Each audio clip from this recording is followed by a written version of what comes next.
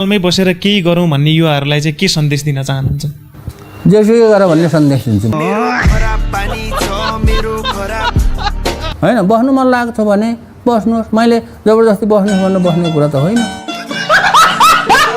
आविष्कारक हुनुहुन्छ यो क्षेत्रमा तपाईँले के गर्दै हुनुहुन्छ त? अब के गरिन्छ भन्ने कुरा त अहिले भन्ने कुरा होइन क्या।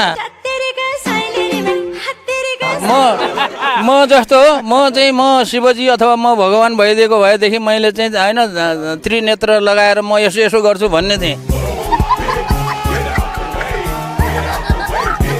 अब अपरझट यहाँ आएर मन्त्री भइएको छ। अब यो त अपरझट किताब बेच्दै गरेको मान्छेलाई यहाँ ल्याएर मन्त्री बनाइदिएपछि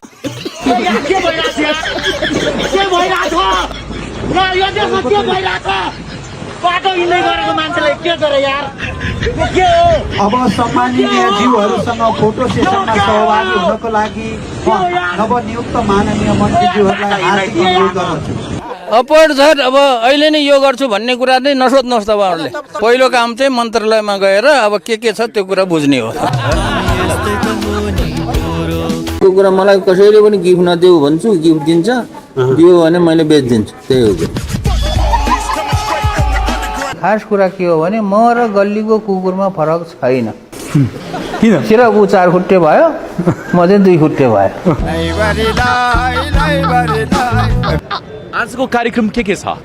आजको कार्यक्रम धर्ना बस्ने छ। यहाँ कोही यस्तो कार्यक्रम हुँदैन। जसलाई जे बोल्नु मन लाग्छ बोल्ने, बाटोमा बस्ने, भात खाने, अब मोमोसम्म के ल्याएर खाजासाजा खाने होइन, मजासँग चाहिँ धर्ना बस्ने, यो हो त्यो तरिका। आविष्कार अनुसन्धानको लागि नारा लगाउने होइन, अनि जतिसम्म बस्न मन लाग्छ बस्ने, अनि चाहिँ अल्छी लाग्यो भने जाने। चाहिँ सेवा सुविधाहरू छोडिरहनु भएको छ, हजुरको केही छ त्यस्तो मन्त्रीहरू बन्दै गर्दाखेरि? अब सेवा सुविधा मलाई केही पनि चाहिन्न। म चाहिँ अब मन्त्रालयमै बस्ने हो, त्यहीँ ओछ्यान लाउने हो, त्यहीँ सुत्ने हो।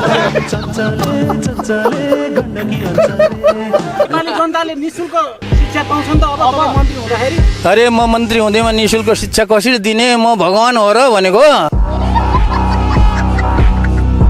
सबैभन्दा भ्रष्ट नेता कि सचिवहरू हो? सचिवै हो। सचिवहरू र नेता दुइटै हो। तर नेतालाई भ्रष्टाचार गर्ने उपाय बताइदिने चाहिँ सचिव हो।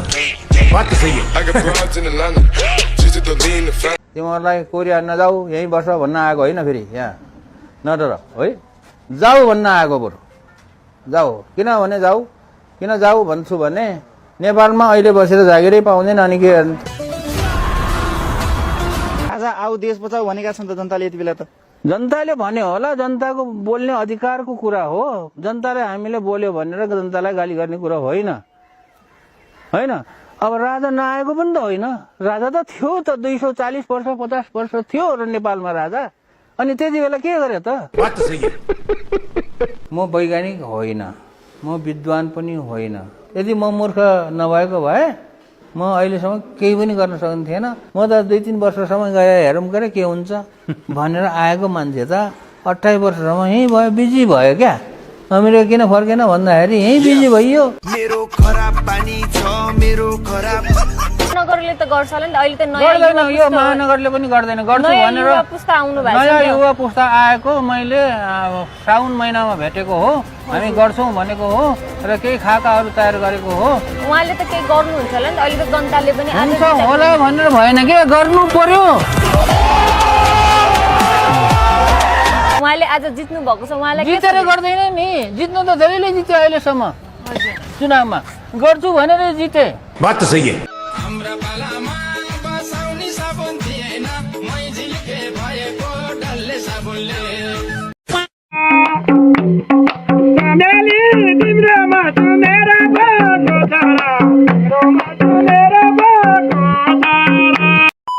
अहिले राष्ट्रिय आविष्कार केन्द्रको अवस्था कस्तो छ? साँच्चै नै भन्ने हो भने राष्ट्रिय आविष्कार केन्द्र खोलेको 5 वर्ष भयो। एउटा मान्छेको बच्चा जन्मेर 5 वर्षमा कत्रो हुन्छ त्यत्रै। 5 वर्षसम्म मैले भनिरहेको छु यो मेरो आविष्कार केन्द्र होइन। यदि मेरो आविष्कार केन्द्र हो भने मैले महावीर आविष्कार केन्द्र भन्ने नाम राख्थेँ नि। ल्यापटपले ठ्याक्क अनुहार ठेक्दो रहेछ कि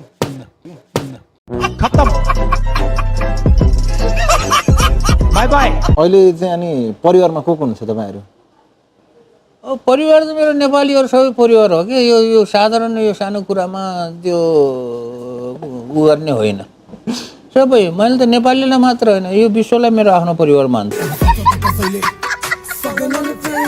एउटा काम गरिरहनु भएको थियो, इनोभेसनतिर लागिरहनु भएको थियो होइन, बुक लेख्नुपर्छ अब चाहिँ भन्ने चाहिँ के कारणले ड्राइभ गर्यो?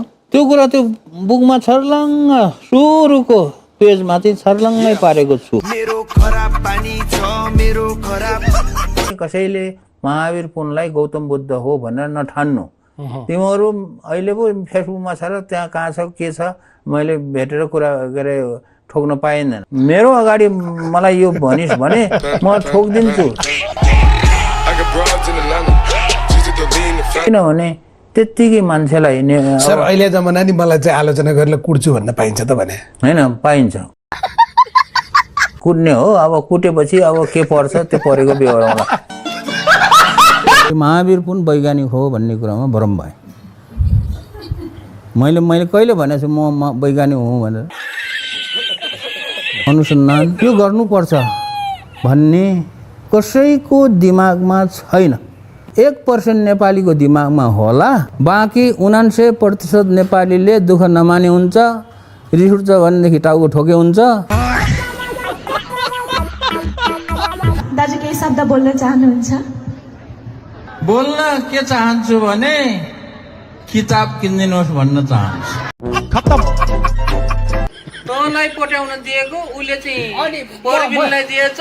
सुन यहाँ थाहा भइहाल्यो नि, यसलाई मैले ल त पठाइदिएँ भन्ने दिएको, यसले परबिनलाई दिएछ। होइन नसकेर न ठगेर। अनि परबिनले फेरि कालीलाई दिएछ।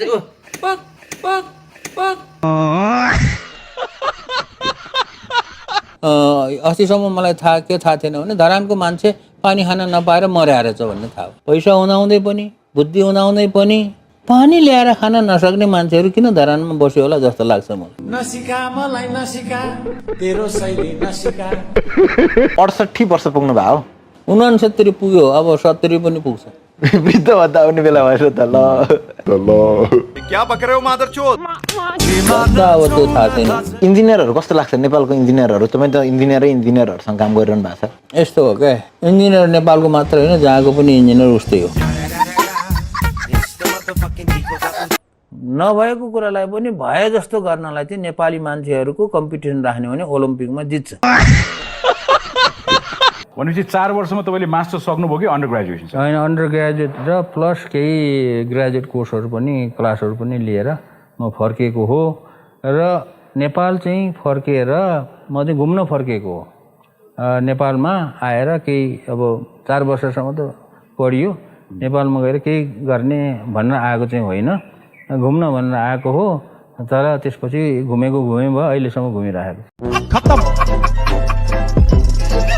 लुगाफाटा बेला बेला यसो किन्न जानुहुन्छ? लुगा नकिनेको त अहिले 32 वर्ष भयो।